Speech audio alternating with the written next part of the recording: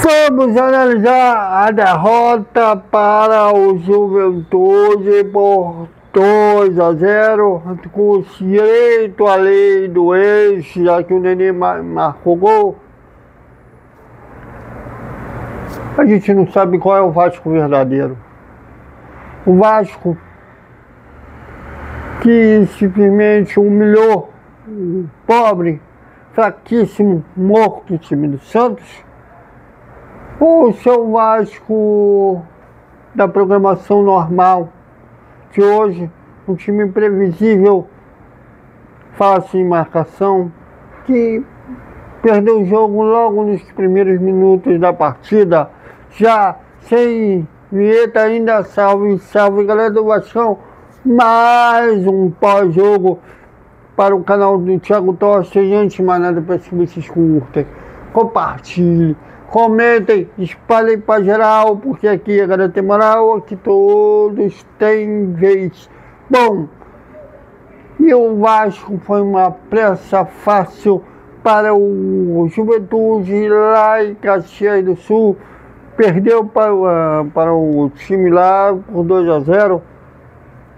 Que é um jogo que é difícil até analisar, porque qualquer estratégia foi para o buraco abaixo antes do primeiro minuto, que o Lucas Pinton cometeu um pênalti infantil, que o Nenê, a gente conhece muito bem, foi um cara da última conquista do Vasco, né, do Carioca de 2016, converteu a cobrança, não quis comemorar, né, no Vasco. Ele é o último que pode ser chamado de ídolo, né, já que, para mim, para você conseguir esse status de ídolo, você tem que ser campeão pelo aquele determinado clube.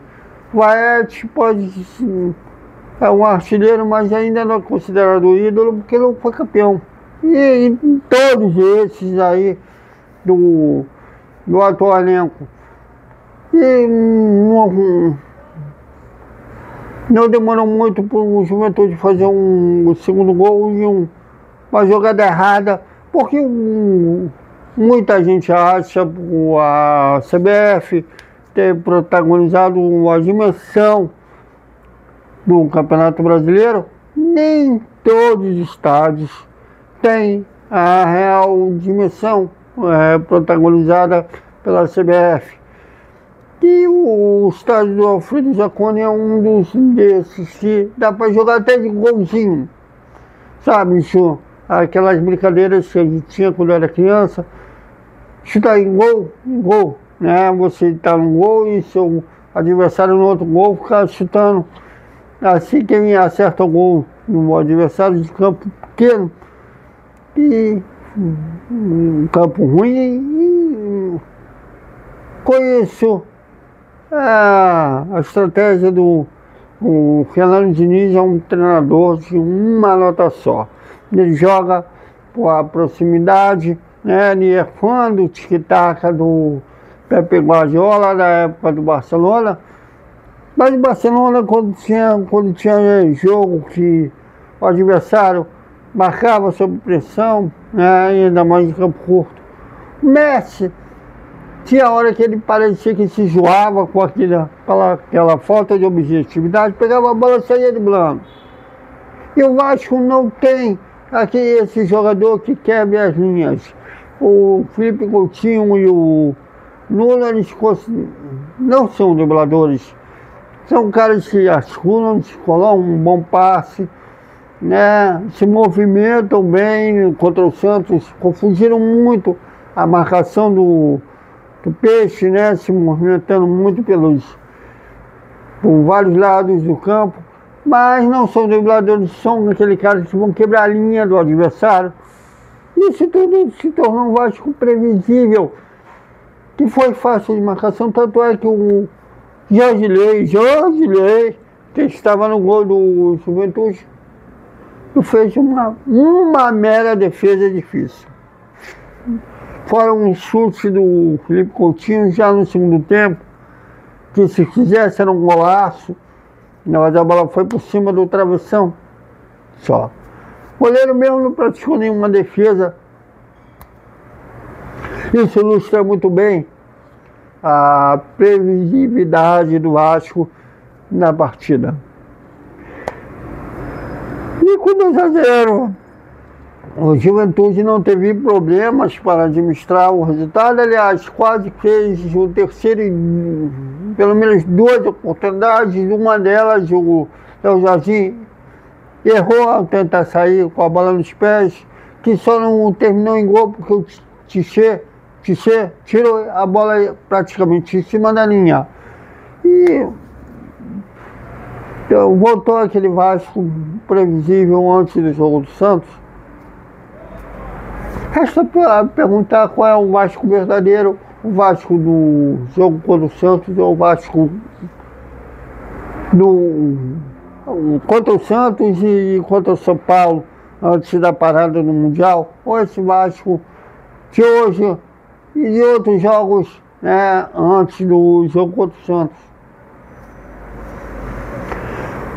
Mas se é fã da diretoria, já empolgada com a vitória, uma ótima goleada sobre o Santos, mas já dizendo que não precisava reforçar, não precisa de revenda, porque agora ia. Olha aí. Aliás, o Vasco terminou o jogo sem zagueiro. Feitas que muitos elogiam, tem um dito estudante de jornalismo que fez um verdadeiro poste homenagem, chama no Freitas de achado.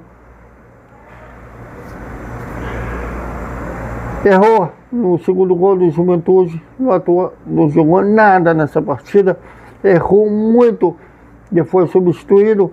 Thiago Mendes, eu quero saber o CPF da pessoa que indicou o Thiago Mendes e, não, hoje eu sei quem é, hoje o mundo sabe, mas ele não vai citar porque ele teme ser processado, né?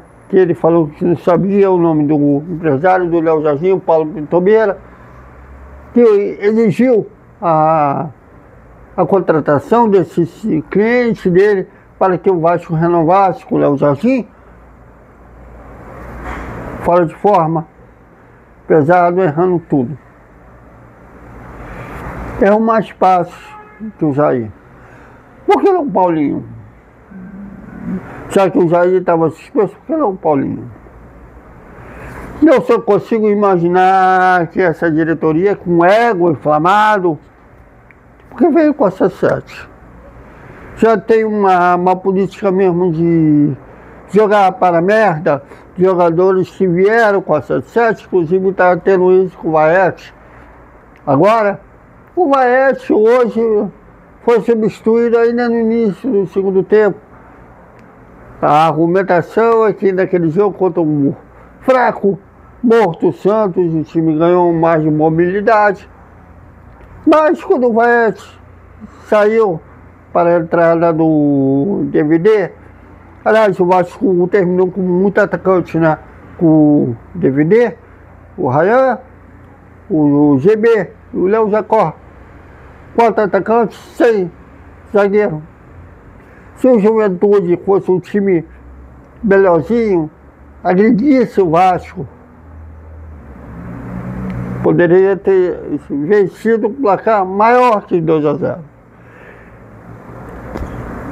E 4 atacantes, 6 zagueiros, que é curioso, né? Porque o Vasco está negociando aí em vender o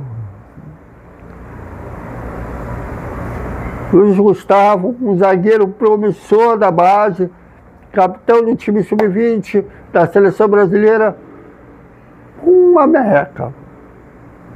Um preço, mas aliás já é uma política da atual gestão, praticamente doar crias da base. Curioso, porque o presidente, seu braço direito, são ex-jogadores crias da divisão de base do Vasco. É muito curioso isso. E estão de olho em um zagueiro vindo no futebol norte-americano, que é praticamente um futebol amador. Lá o Gabriel Peck tem status de gênio. Emprestado. Não é só o Luiz Gustavo, emprestaram o Laicon para o Volta Redonda. O Laicon parece que cometeu crime para essa diretoria e para a comissão técnica ter feito um gol contra o Internacional no ano passado.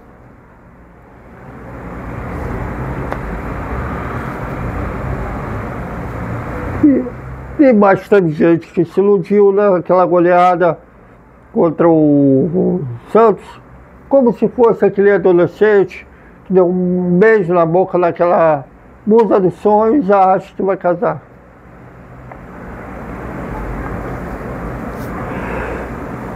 Muito complicado. E tem uma parada dura domingo às 4 da tarde, contra o Corinthians. A gente solicitou o credenciamento à CBF hoje, né? Não só o jogo contra o Corinthians, como no dia 27, né? No primeiro jogo das quartas de final da Copa do Brasil contra o Botafogo. Contra o Corinthians, eu acredito que a gente não vai ser aprovado, né? Vai vir um monte de jornalistas de São Paulo, e a gente sempre fica de fora quando é assim. Não lembro qual foi o último Vasco Corinthians que a CBF me aprovou. Mas eu acredito que contra o Botafogo seja aprovado.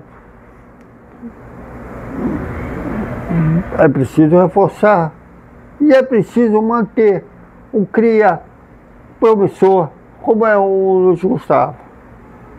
Eu estou curioso que os puxa-sacos se vão defender praticamente uma doação pelo preço banana que está sendo essa venda no Luiz Gustavo para um... Se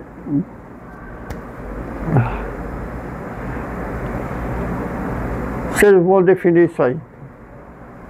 Então, é isso, galera. Até o nosso Esperta Vascaíno, que será o primeiro tempo da coletiva do técnico Fernando Diniz. E a hora do almoço com o segundo tempo da coletiva do Fernando Diniz. E um boa noite com o resumo da quinta-feira do Vasco. Não é fácil não. Qual é o Vasco verdadeiro?